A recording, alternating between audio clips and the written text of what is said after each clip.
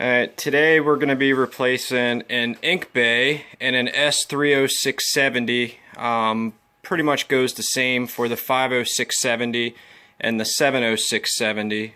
They're all the same exact system, just the two upper models have two Inkbays instead of one. So as anybody has had this experience here, which I know a lot of you have because it's a known issue, it's the massive ink leak underneath the Inkbay, and I call it the death of the Inkbay. Happens to be one of the most expensive parts. Before you get started, a few things that you need to know that you're going to need. First of all, you've got to have 4 of these guys. These are the cleaning cartridges for the flush. Some rubber gloves would be nice to avoid this mess already. We're not even started. I've already got a mess. For those of you that do not have the service program, this is very important. You have to back up your RAM in case anything goes south, and it's got sequences, and you have to depressurize the ink system before you take parts like the Inkbay or even the tube assembly on top, which on older printers is more the dampener assembly. And then with that, you also get the manual. I don't necessarily need the manual, but since I'm doing this video for you, I'm going to take you step by step. If you have any questions, just drop it in the comments and I'll do my best to get back to you. So anyway, we're going to get started here. Again, I had the yellow leaking, which I believe is 99% of the issues with the CR assembly there, or the IC assembly, I should say. I've already started to depressurize this one. This is actually a used assembly that I picked up. It's been flushed, which is why the ink looks diluted. One quick note that Epson does not tell you is that little pump right there, this is what actually pressurizes your ink system. You cannot turn that manually, but if you look at this little guy right here, there's a lobe on there. You want that lobe down. If that lobe is up, it's actually going to lock the system and it'll pressurize it, so you won't be able to get any ink out of the tubes or flush manually. To do that, again, you cannot turn it by doing this. You have to spin the little motor here manually. It's a slow process, but it does work, and it's pretty efficient at pumping the stuff out of the system. Same thing when you're actually doing the Duct assembly. You have to use the software to depressurize the system to avoid ink flying everywhere when you take it out. I've already taken this cover off here, so now I'm going to work on taking the actual plastics off. I won't bore you with that, and again, that's some of the things. If you have questions, you can drop that in the comments. We'll video a little bit here and there taking the plastics off, because there is a certain sequence that they have to go together and come apart. So let's get started. Alright, what I've done here is I've taken some screws out of the plastics to kind of help with the video here. But the first step in doing this is you've got to get the pressure taken care of with the system to avoid shooting ink off through your printer like the Epson technicians did to me. They made a huge mess in our shop here, and so it's why I tend to try to take care of things myself. Anyway, you want to use the adjustments, the individual adjustments, and then you want to go into the ink supply related checks and adjustments, and you want to do an ink eject. What that's going to do is that's actually going to take care of getting what ink is left in the lines out of there. Just click run, and it's basically telling me it's going to waste a whole bunch of money. Then it's going to ask you, check whether or not your cartridges that you wish to eject are removed and cartridge lock is moved down.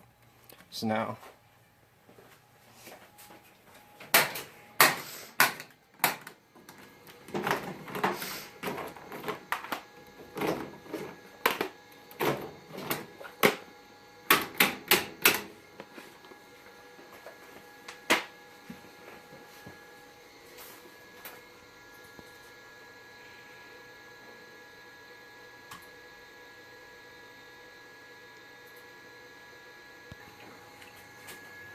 Alright, what we have it doing now is it's just depressurizing the system so that when you go taking the tubes apart in there, you don't have ink flying everywhere. It takes a few minutes and it's basically taking the ink out of the lines and it's depressurizing the duct assembly above the printhead. So as soon as that's finished, we'll come back and start taking some covers off. Tell me when you're going. Ready. Alright, so what we're going to do is we're actually going to, I've already taken all the screws out to save us a little bit of time, but after you've done that depressurization, you need to shut the printer down, make sure the power is off, and make sure it's unplugged. Now another little trick for that, because if you don't do this step, you will end up replacing a main board because the sensors are very, very sensitive. Hit this again. You'll see that green light. Until you stop seeing that green light, all of the residual power is done. Now the order that I do this is I take that handle off, and again I've already removed all the screws. Then you're going to take the cover off for the main board. You've also got a little side cover here on the side that I've already removed. It's just a little metal strip here. Now, the screws that you have to take off to get this cover are these back here, the two for your handle, your assembly here. Opening this door, you've got two hiding in here. And another little step that a lot of people miss, this little sensor here, I've already taken the screw out, but you kind of got to just, it's really tight, but if you just work it out underneath here,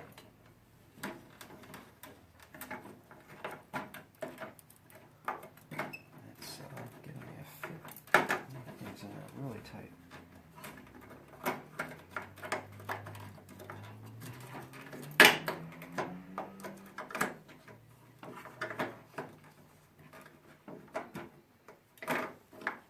Just set that off to the side.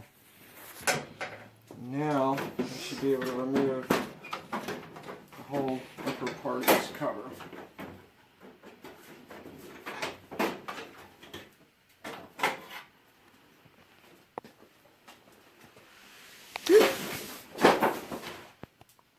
Yeah, and you might want to wind your vinyl back up while you're at it. Alright, now that we're in here, two screws that you've got to get to are these guys right here. One in here. There's just a few hiding. You have to get this cover off down here to get to the screws for the Inkbay here. So we'll go ahead and take those off and we'll be right back. Alright, I just want to show you a few little important things here before we get started. I've taken all the plastic covers off here. If you want to take the carriage assembly and move that, you can, so that you can remove the cleaning assembly. I don't see much reason to it because there is access. So I'm going to show you a few of these little tight spots. This is who's recording for us. It's my wife. So we have a little screw here in the back. Let's see if we can show that to you. Right here, it's hiding, and there's one directly the other side. That's what actually holds that Inkbay in. And then right here you have the main ribbon assembly that needs to come out. Alright, and then right here you've got to take this little plate, which has this screw right here, and that is all of our connectors, our power for the actual door. Tells it when these guys are up and down, but all those connections are very important, and it's very important you pay attention to those connections. So I'm going to go ahead and take this cover off and start getting some of the wires disconnected, and we'll be right back. Alright, now this connection right here, this is the actual sensor that tells it when your switches are up and down after you've loaded your ink. Let's see, well, let's go ahead and get these guys out of the way.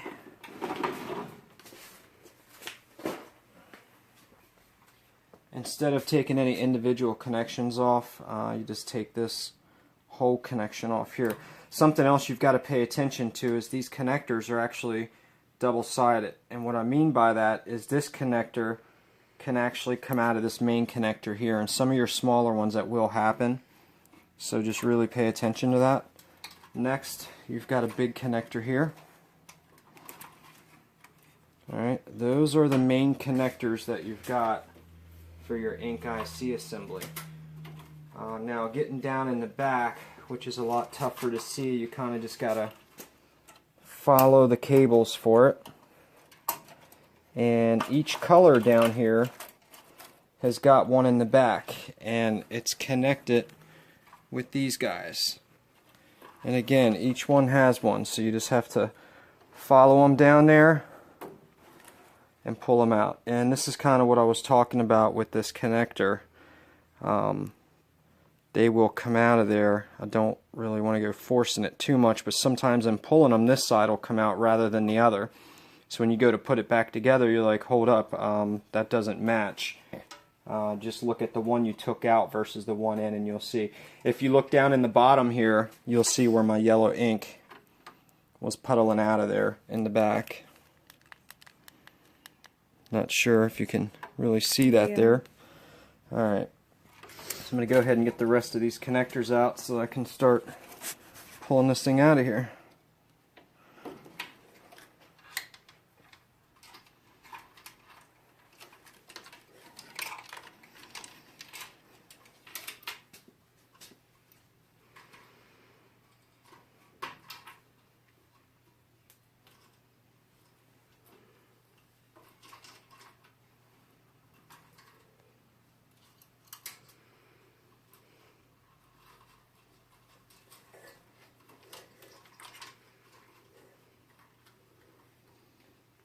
It really looks more intimidating than it really is. Epson's done a great job of keeping the components all as one unit to make them easy to replace. And it allows the service techs to make that $175 a lot easier an hour. We're not bashing them, but I've not had the best experience, which is why I've taught myself this printer inside and out. Now what I'm going to do is I'm going to take these screws out of the back here. That's going to take a few minutes, so we'll be right back. But the next step after that is you've got your main ink line back here. These are the main ink tubes from the ink holder assembly to your actual lines that run back and forth with the printhead. That's going to make a mess when you take those off, so make sure you wrap those good with some paper towels ahead of time. And we'll see you when we come back after we have this out. Now we're going to take these ink tubes off that I was talking about earlier. And because I didn't do the ink eject, I was showing you that step, but I don't do it because it completely drains the lines. But it also wastes a lot of ink. It's going to make quite the mess here. Maybe. I did depressurize the system, so it might not. I might get lucky.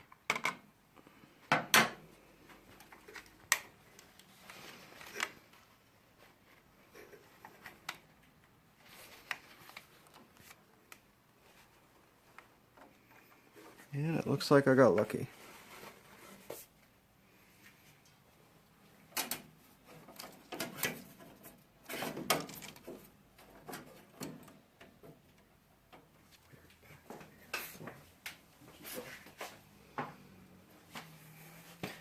There's a little plate back here that I'm taking off right now. You've got to disconnect your cable here and take this plate off, and that's actually what accesses the screw that holds this assembly on that it connects to. Now if you see, I didn't get a big mess at all because I depressurized the system. I did not, however, eject the ink because it's going to waste between $20 and $35 worth of ink.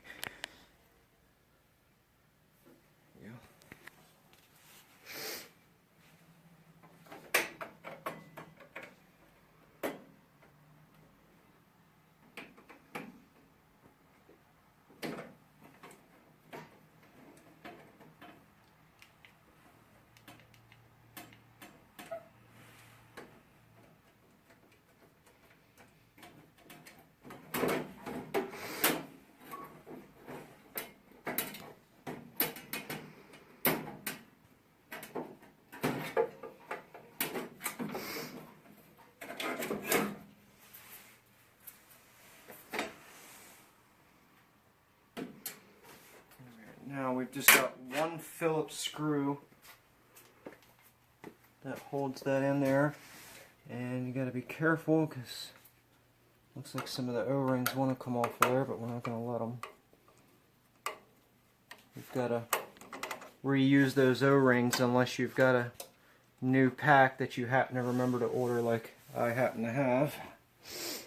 Alright, now we're going to slide the system out.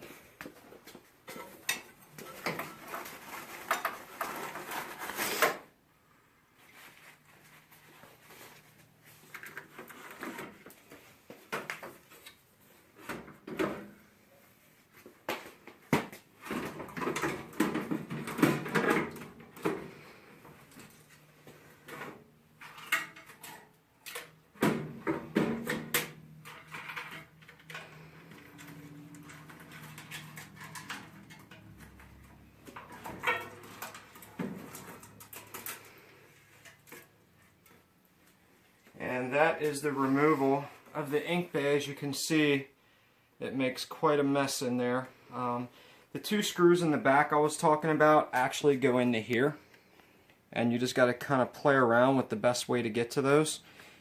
But if you look inside the printer there, you can see it made quite a mess inside there where it leaked. So we're going to get this new one prepped and clean some of that up in there, and then we'll come right back. These are the new O-rings that I had.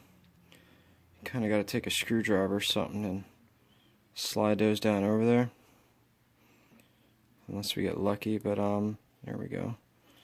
These were the O-rings that I was referring to for your ink connection system. Now all the O-rings throughout this entire printer pretty much are very similar. In fact, the same ones for the CR duct and that connect your new lines up, they're all the same.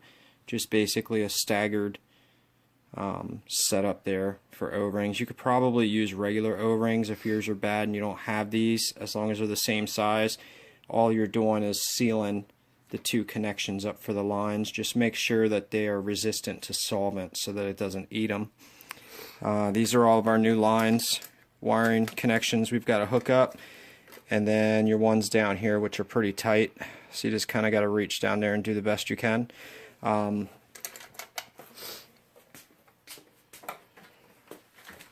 What actually leaks, you've got these little systems here. Each one of these is for a color. This motor turns that, and it turns this lobe, and it pressurizes each color instead of using air like some of the water-based printers like the 9900. And when that pressurizes in there, it basically has what looks like a dampener, and over time it just ends up breaking the seal on the plastic in that dampener, and that's what causes this nightmare. I've actually torn the other one apart when mine first leaked, and I was able to temporarily repair just the dampener assembly in there. If you can find each individual color, the dampener assembly in here, you know, it's probably $12 versus a $500, $600, $700 assembly. But that is what goes bad in these. So I'm going to get this one put in, and we'll see how it goes here.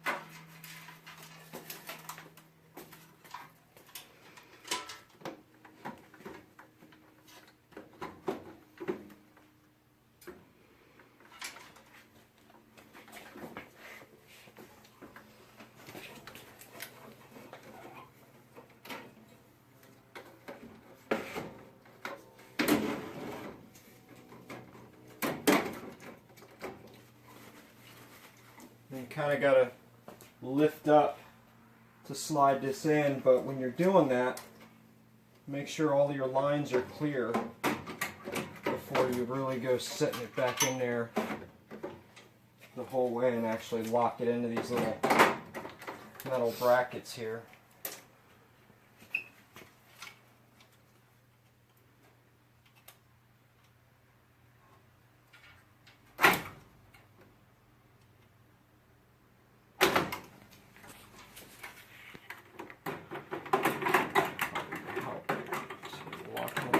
screws in there first.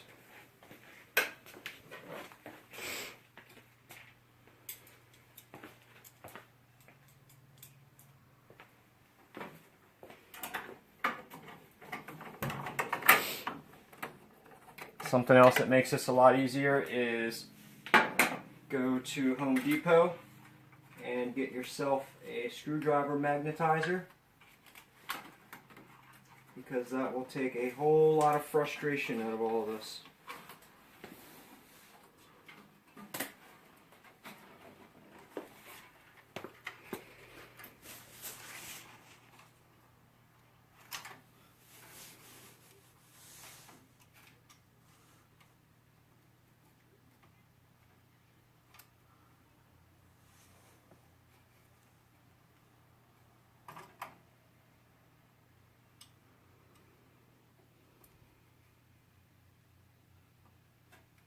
Make sure you really take your time and make sure that ribbon cable is lined up exactly perfect. Now this is where you've got to go through and match all of the codes up on the cables here. Everything is marked with a little code, C, B, D, those being your colors here. And if you look up on top of these little white things here, or even the black, it tells you what is what. So for instance, if I want to look for my black, I want B. So find B on your harness here.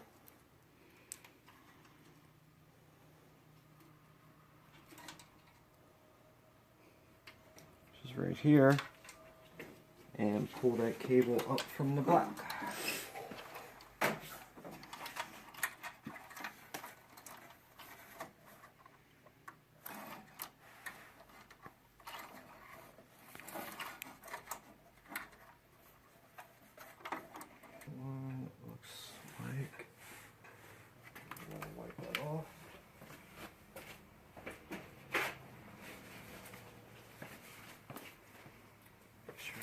Good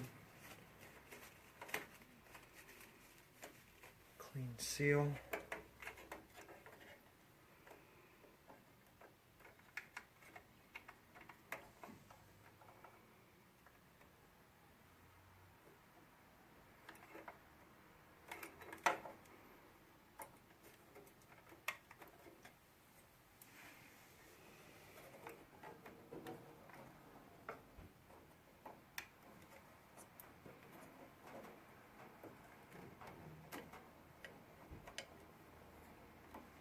Let's see what he did.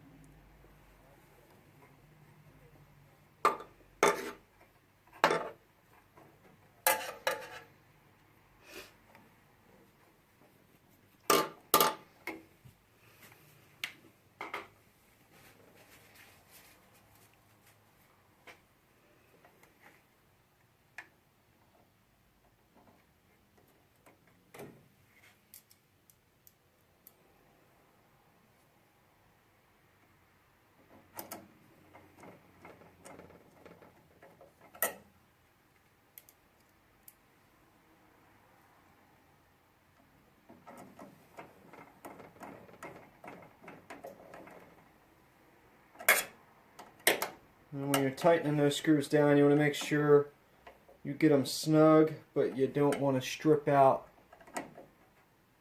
your connection, because then you'll have a real mess on your hands. Alright, that's it. All the wires and the tubes have been hooked back up. Now it's just a matter of putting all the screws back in the reverse order that you've taken everything out. Just kind of look everything over. Make sure you didn't miss anything. And we will get this installed, and then we'll come back.